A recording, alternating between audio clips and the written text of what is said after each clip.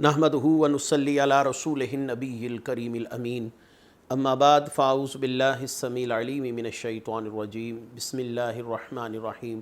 क़ाल अल्लाहु तबारक व तआला फ़िल क़ुरआनिल हकीम इन्नल्लाहा व मलाइकतहु युसल्लूना अलन नबी या अय्युहल्लज़ीना आमनू सल्लू अलैहि व सल्लिमू तस्लीमा। अस्सलातु वस्सलामु अलैका या रसूलल्लाह व अला आलिका व अस्हाबिका या नबी अल्लाह। अल्लाह ताला की हम्द व सना हज़रत मोहम्मद मुस्तफ़ा सल्लल्लाहु अलैहि वसल्लम और आपके जमी आलो अस्हाब की बारगाह नाज़ में दुरूद व सलाम के नज़रानों के बाद इंतहाई इज़्ज़त और एहतराम के लायक सामईन ज़ी क़द्र मेरे दीनी और यकीनी दोस्तों, बुज़ुर्गों और भाइयों, आज का ये दर्स नबी करीम सल्लल्लाहु अलैहि वसल्लम की तरफ मंसूब एक रिवायत के हवाले से मुनक़िद किया जा रहा है, जिसे अमूमी तौर पर वाइज़ीन अवामी जलसों में बयान करते हैं और अवाम की दाद लेने के लिए इस रिवायत को अमूमी तौर पर एक बुनियादी सहारा समझा जाता है। यहाँ पर मसला इस रिवायत में जो मौजूद गुफ्तगू है उसका नहीं, लेकिन रसूलुल्लाह सल्लल्लाहु अलैहि वसल्लम की तरफ झूठ मंसूब करना ये बड़े गुनाहों में से एक गुनाह है। और रसूलुल्लाह सल्लल्लाहु अलैहि वसल्लम की एक हदीस मुबारका आपके सामने मैं पढ़ रहा हूँ सुनन इब्न माजा से। सुनन इब्न माजा आपके सामने आ रही है। नबी करीम सल्लल्लाहु अलैहि वसल्लम के सहाबी अबू कतादा रज़ी अल्लाह ताला अन्हु बयान फरमाते हैं कि नबी करीम सल्लल्लाहु अलैहि वसल्लम ने इरशाद फरमाया, फ़मन क़ाल अलैया फ़लयकुल हक़्क़न औ सिद्क़न वमन तक़व्वल अलैया मा लम अक़ुल फ़लयतबव्वअ मक़अदहु मिनन नार, कि जो भी मेरी तरफ कोई बात मंसूब करे तो इसे चाहिए कि हक़ और सच बात कहे, और जो शख्स मेरी बात कहे जो कि मैंने नहीं कही, यानी मेरा नाम लेकर कोई रिवायत बयान करे जो मैंने नहीं कही, तो इसे चाहिए कि अपना ठिकाना दोज़ख में बना ले। यानी वो शख्स जहन्नमी है जो मेरा नाम लेकर ऐसी रिवायात बयान करे जो कि मैंने बयान नहीं की। गुज़िश्ता दिनों सोशल मीडिया पर ऐसे ही एक कोई वाइज़ अलामा नज़ीर कुरैशी साहिब वो एक रिवायत बयान कर रहे हैं और सर पर कुरान रख कर हल्फन बयान कर रहे हैं कि ये रसूलुल्लाह सल्लल्लाहु अलैहि वसल्लम की रिवायत है। पहली बात तो ये है कि उन्होंने जो रिवायत बयान की वो भी नामुकम्मल बयान की और कता बुरीद कर कर बयान की। जो रिवायत उन्होंने बयान की मैं आपके सामने बयान कर रहा हूँ। आपके सामने इमाम बैहक़ी रहमतुल्लाह अलैह किताब शुअबुल ईमान आ रही है।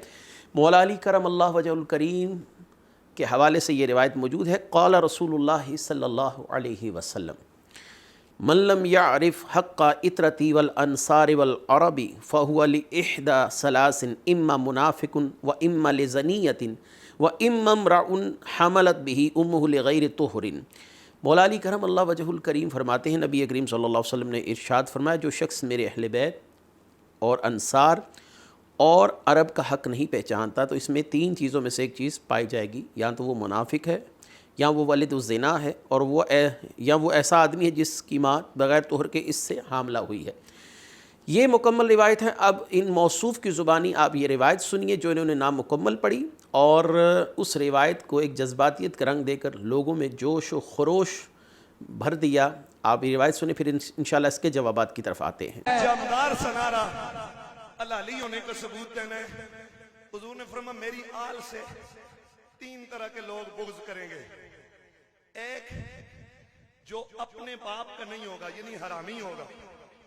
मुझे कुरान इसमें आयतें मौजूद है, कुरान की इज्जत की कसम, ये रसूलुल्लाह की हदीस है। फरमाया मेरी आल से तीन तरह के लोग बुग़्ज़ करेंगे। एक जिसका बाप एक नहीं होगा, दूसरा हैज़ की पैदावार, और तीसरा मुनाफिक खालिस। इन तीनों सफ़ों से निकलकर गुलामान आले मोहम्मद की सफ में शामिल होने के लिए जरा मेरे नारे का जवाब दीजिए, करबला का शाह हुसैन। आपने ये रिवायत समाअत कर ली और आपने ये भी देखा कि इन्होंने नामुकम्मल रिवायत पढ़ी और रिवायत को हल्फन कसमन सर पर कुरान रख कर रसूलुल्लाह सल्लल्लाहु अलैहि वसल्लम की तरफ मंसूब किया। ये रिवायत मैंने जैसा कि पहले बयान किया शुअबुल ईमान के अंदर मौजूद है। अब इसकी सनद हम देखते हैं।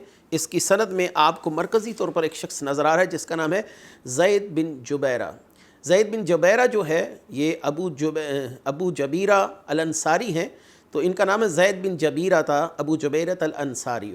ये ज़ईफ़ रावी है और किस हद तक इसका ज़ोफ़ है امام بخاری رحمۃ اللہ علیہ کی کتاب الضعفاء آپ کے سامنے آ رہی ہے۔ امام بخاری رحمۃ اللہ علیہ فرماتے ہیں کہ یہ راوی منکر الحدیث ہے، یہ راوی منکر الحدیث ہے، اور جب امام بخاری رحمۃ اللہ علیہ کسی راوی پر یہ جرح کر دیں کہ وہ منکر الحدیث ہے تو اس سے روایت لینا قطعاً حلال نہیں، نہ اس کی روایت بیان کرنا قطعاً حلال ہے۔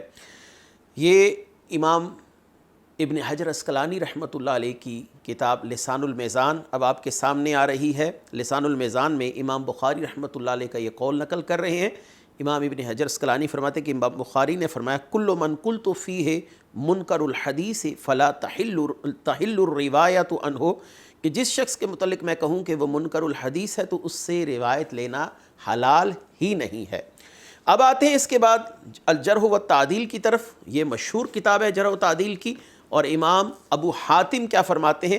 امام ابو حاتم فرماتے ہیں ضعیف الحدیث منکر الحدیث جدا متروک الحدیث لا یکتب حدیثہ، کہ زید بن جبیرہ ابو جبیرہ الانصاری یہ ضعیف الحدیث ہے، منکر الحدیث، شدید قسم کا یہ ضعیف راوی ہے، اور متروک الحدیث جس پر گویا کہ کذب کی تہمت ہے، لا یکتب حدیثہ، اس کی روایت نہیں لکھی جائے گی۔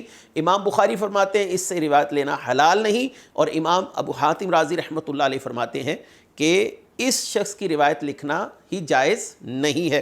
اب یہاں پر ایک سوال یہ ہے کہ اگر اہل بیت کے فضائل اور مناقب اور کمالات اور جو خدادات اللہ تعالیٰ نے کو شان عطا فرمائی وہ آپ نے بیان کرنی ہے تو صحیح روایات سے بیان کیجیے۔ صحیح بخاری میں موجود ہیں، صحیح مسلم میں موجود ہیں، سنن ترمذی میں موجود ہیں۔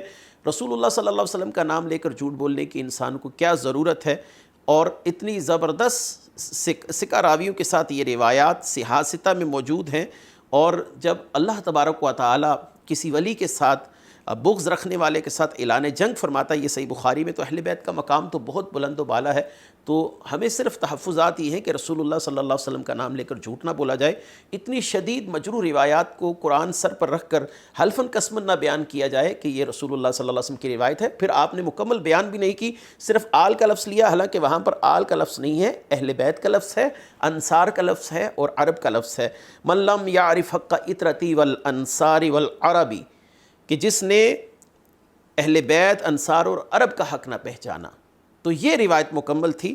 اور چونکہ یہ اگر مکمل روایت بیان کرتے تو پھر ان کو اور چیزیں بھی تسلیم کرنی پڑنی تھی، اس میں سیدنا معاویہ رضی اللہ تعالیٰ عنہ بھی شامل ہیں، دیگر صحابہ کرام بھی شامل ہیں۔ تو اللہ تبارک و تعالی ہمیں حق فہمی کی توفیق و رحمت فرمائے۔ وآخر دعوانا ان الحمد للہ رب العالمین۔